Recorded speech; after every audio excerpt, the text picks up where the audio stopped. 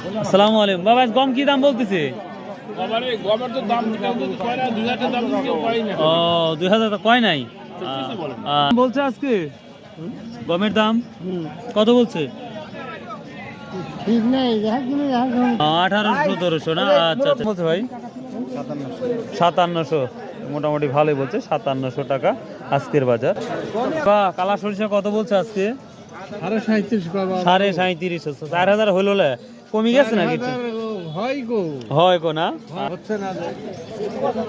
ভুট্টা কি আসছিল আজকে? ভুট্টা নিয়ে আসছিল? ও আচ্ছা ভাই, আজ ভুট্টার বাজার কি? ভাই এই 1310-20 টাকা না? ও আচ্ছা আচ্ছা ঠিক। প্রিয় দর্শক, বড় ভাই সবকিছু বিক্রি করে, দেখতেই পাচ্ছেন। কালাই কত? এর ভীষণ কালাই কত?